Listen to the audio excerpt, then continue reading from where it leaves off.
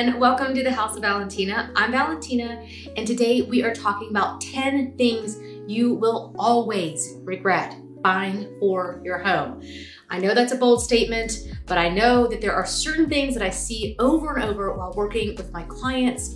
We run a design business here in the Atlanta area. We do real estate and design, but we do help our clients purchase furniture. We help them decorate their homes. And a lot of times we see these classic mistakes that people really end up regretting. And so we try really hard to help our clients avoid these mistakes. And sometimes if they've already made them, we're helping them correct them. So I hope you'll really enjoy this video. I hope it'll really help you as you're creating your own home to avoid these kinds of things that really are so easy to avoid. And maybe I'll try to share some tips along the way as to how you can fix them as well pretty easily. So make sure you hit subscribe, give the video a thumbs up, and let's jump in. The biggest mistake that I see people making over and over, and I have made this mistake myself, is buying the wrong kind of material for your upholstery. The material that doesn't match your lifestyle. If you have kids, if you have pets, if you yourself are going to be using a piece of furniture very frequently, you really need to think about the kinds of materials that you're purchasing. I've heard very often where my clients, we don't have a cat, so cats tend to be, yeah, it's not just cats, it's dogs too. It seems like certain pets just like to claw at things. Cats do tend to do that.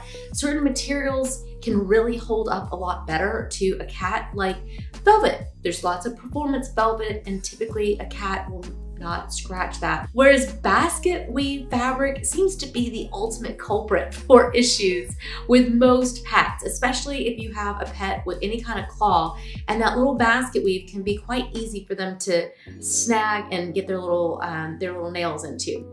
So claws, is it called? Yeah, it's cats or claws. I was like, oh, for a second, what did I say?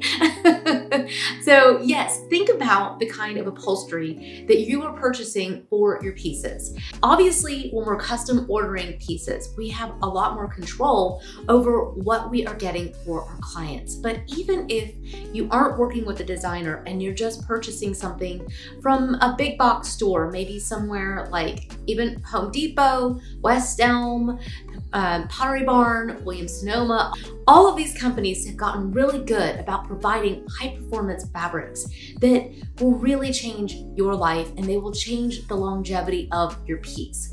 You also need to think through though, some of them are offered like the basket weave. That's something that I have on my own sofa, and it doesn't bother my dog. He doesn't get his little nails in there at all, and it's completely fine. But I think that if we had a cat, we might have a different story. So even though that is a high performance fabric offered by West Elm, I really have to think through all those kinds of things. I've had a lot of luck. I have 2 white sofas in my house, and I think that they're absolutely wonderful. You can also Scotch guard your fabrics. That's another thing that you can do. But the biggest mistake that you can make is not really thinking through your personal lifestyle and making sure that the fabrics that you buy actually go along with that. One more little quick tip is to check out if your item is commercial grade. That's something that I really like to see. And a lot of times companies will tell you if something is a commercial grade item. That means that it's going to really stand up to a whole bunch of use. It's meant to be in a restaurant where a lot of people are maybe sitting on it, or in a hotel where someone's gonna be either sitting or sleeping on it a lot. And those, when I see that, I know that is going to be an absolutely fabulous item, and I feel a lot better about buying it.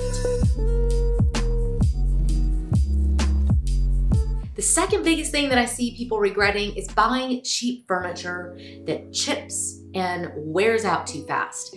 I know what it's like to have to move and to try to set up a home, and if you're just getting started, it can be really overwhelming. It may be really hard to make big investments in large pieces and have the money for everything. It's a lot easier for people who have been building a home for years to purchase investment pieces. I myself yeah, I don't think you can see it, but even now I have a table that's sitting here that's from IKEA, and it has so many chips in it, it's driving me crazy. I can see it when I walk into the room, and I've taken a little Sharpie and try to repair it. This table was purchased as a temporary piece, and I'm waiting for my desk to arrive. But in the meantime, it is kind of, it just doesn't look that great. And it really bothers me because I really want to have a piece that looks really well put together, something that's going to really stand the test of time. So think through your purchases. Think through whether you need to have a temporary piece that you know maybe isn't going to last forever, but I would recommend spending as little money as possible on that. If you can go ahead and purchase something that's going to last you a lot longer, you'll get so much more longevity out of it. You'll have a higher resale value if it doesn't fit in a home, if you've moved. But overall, purchasing furniture that has a higher quality to it is really going to help you make the most of your money, which is ultimately the most budget-friendly thing that you can do. So make sure that you look at the quality of your pieces before you purchase them, and that way you only cry once.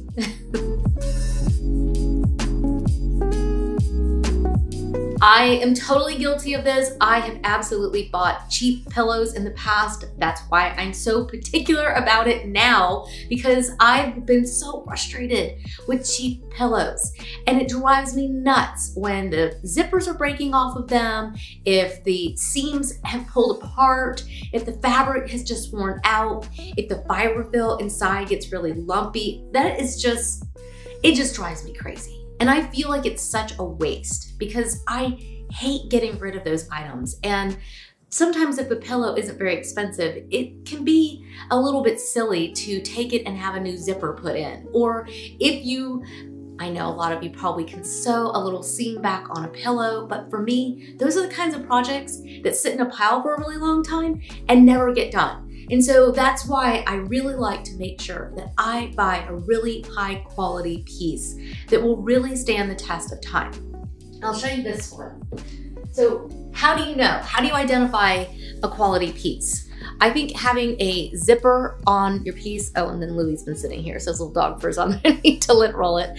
But you've got a high quality zipper that's here. The seams are straight. That's something that I always look for. I'm looking for a high quality fabric, and I like a fiber fill. So that way it can always be molded and moved around, and it's a great pillow that's going to last me for years.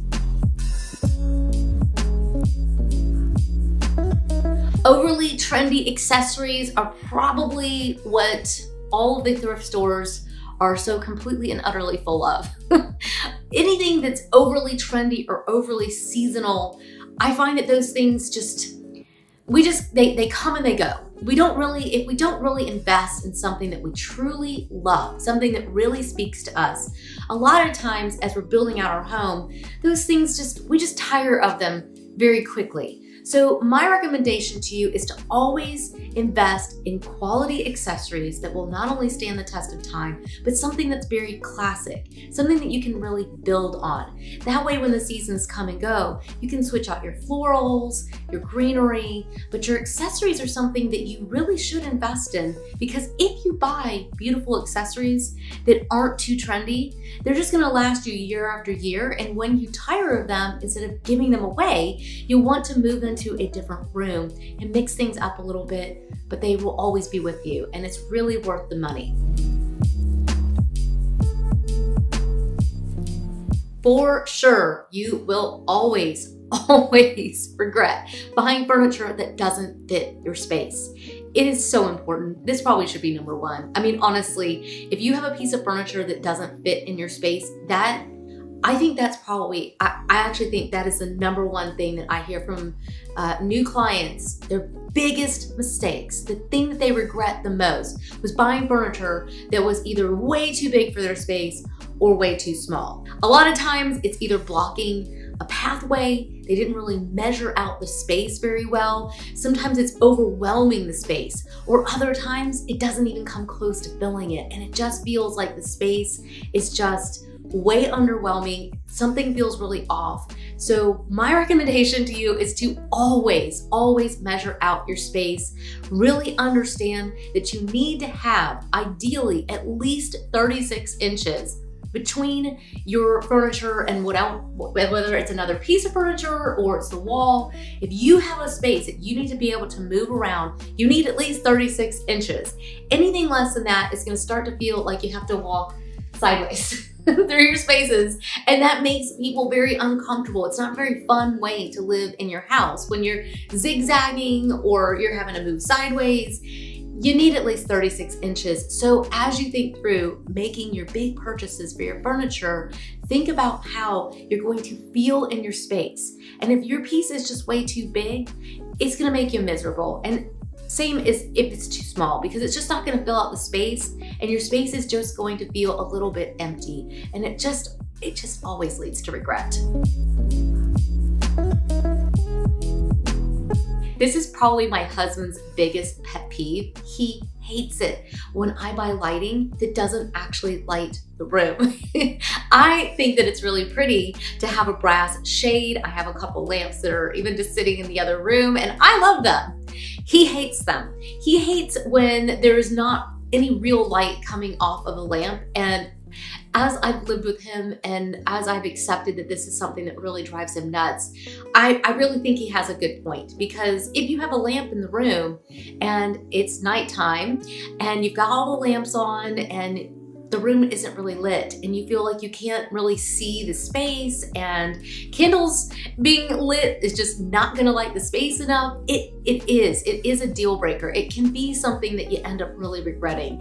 And part of the reason that I keep using those brass lamps is I wanna, show them like, no, of course I didn't make a mistake. But I really think this through, especially in bathrooms. I see people making that mistake a lot.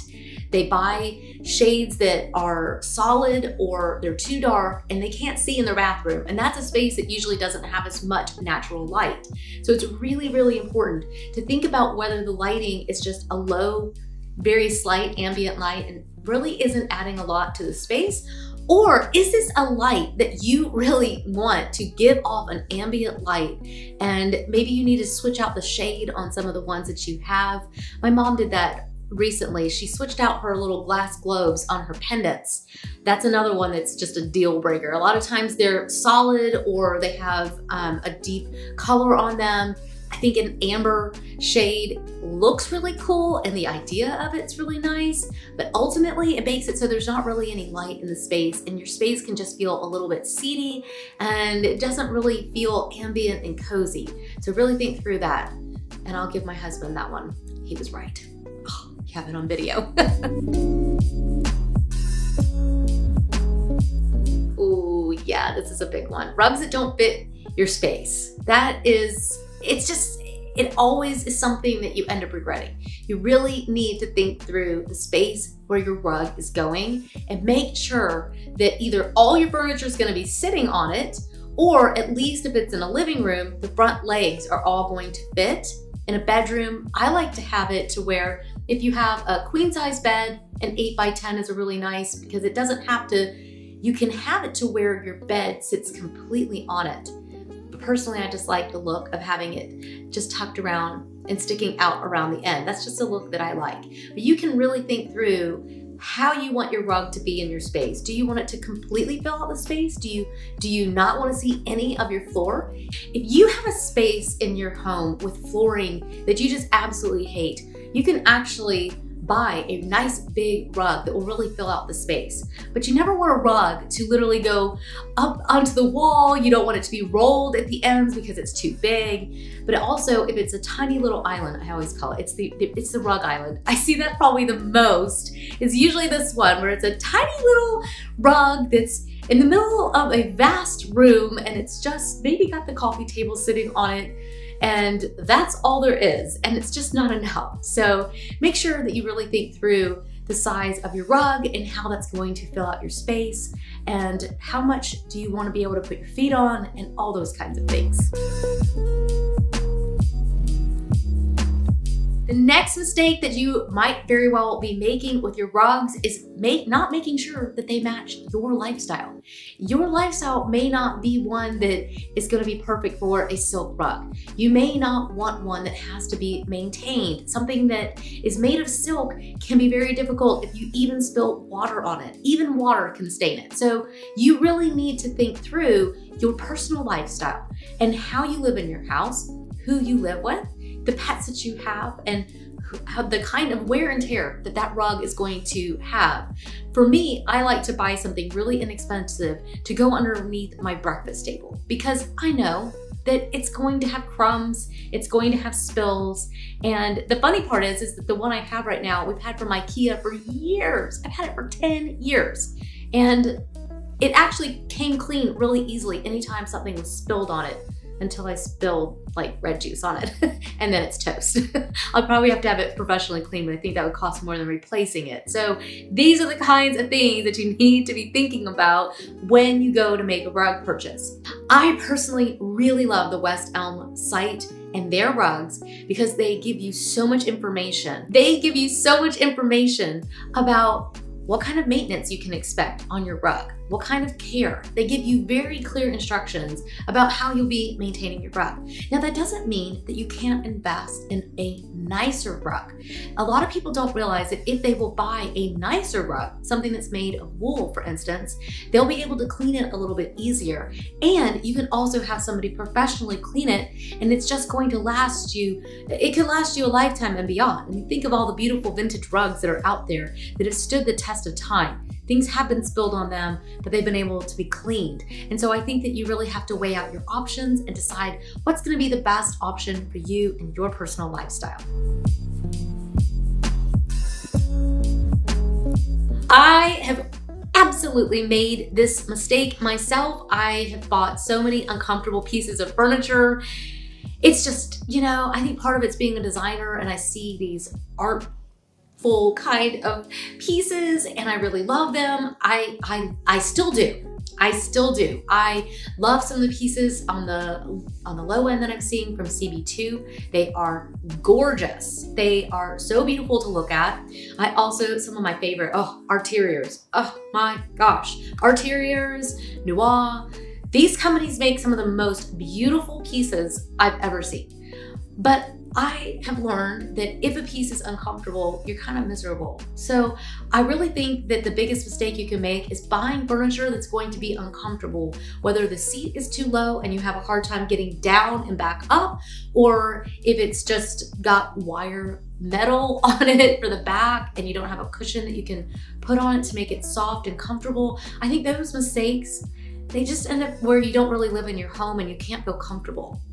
It's a little bit like buying a gorgeous shoe, the prettiest shoe you've ever seen in your whole life, and it is so uncomfortable. You might be the type that just puts it on a shelf and looks at it every single day and you are perfectly fine with that. But the truth is that if it's super uncomfortable, you're probably not going to wear it. And when you do that with your furniture, yeah, it's kind of a little bit rough to overcome that. So think through, if you have a piece that you're really not going to be sitting on very much or you're not going to be using, then I think that it doesn't have to be the most comfortable thing in your entire house. But if you're going to be watching TV and movies every Friday night with your kids on the sofa, you might want to make sure that one's really, really comfy. So weigh out how much you're going to be using it, where it's going to go, and decide whether it really needs to be comfortable. Final one for today is art that does not speak to you. I think that is a huge error, and I see a lot of art that just ends up cast off at the thrift stores. I hear my clients saying, I have this piece, we don't have to use it if you don't want to. Oh my gosh, I'm like, oh, how many times have I heard that? I've heard that a lot. People just have piles of art that they've purchased that are just like, it's a piece. And then there's other pieces a lot of times that they have that are like, I don't care what else you use. I don't care what you do in the house. You have to use this piece of art. That's the kind of art that I really love. And it doesn't have to necessarily do with your budget. Sometimes it can be. A lot of times if you've purchased prints, they just tend to seem a little bit flat in your space. Over time, I've slowly but surely taken a lot of the posters and prints out of my own house because I'd rather have something that has a bit of paint, something with a bit of texture in it.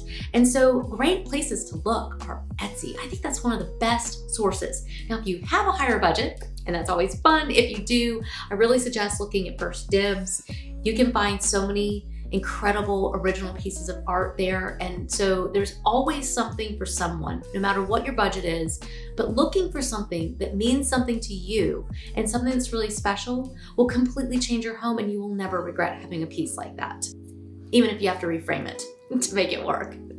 Well, that is all we have time for today, and I need to get back to work. Got lots of fun things going on. We hope you enjoyed today's video. We hope that you found this video to be super helpful. I really hope that it will help you as you build your home to keep you from making costly errors that are really painful to try to recover from. Let us know down in the comments if there's a mistake that you think should have been on this list, or maybe one that you've made. I really love to read your comments, and it's really great to have the conversation where you guys read each other's comments and see if you've made those same errors or if there's one that should be on that list. We look forward to hearing from you guys. Make sure that you hit subscribe if you haven't already, and also make sure you hit the notifications bell. One of the questions that I get asked all the time from my friends, my family, my clients, they want to know, how do I know, Valentina, when a video comes up? Well, when you hit subscribe, you'll get a little, and hit the bell. You have to hit subscribe and the little bell. That will give you a little pop-up. It's silent, it pops up on your phone and lets you know that a new video has been uploaded. The other thing you can do is when you go into your phone, or if you're looking on the computer, you can go to your subscriptions. Well, I guess you can do it on your TV too. I do that as well. You could go to your subscriptions and you'll see that these are people that you're subscribed to, and it lists their new videos. I find that feature really helpful, and I hope you will too. So hit subscribe, let us know if you like that little feature, and yeah, cheers you guys. Have a great day, and I will see you in the next one. Bye.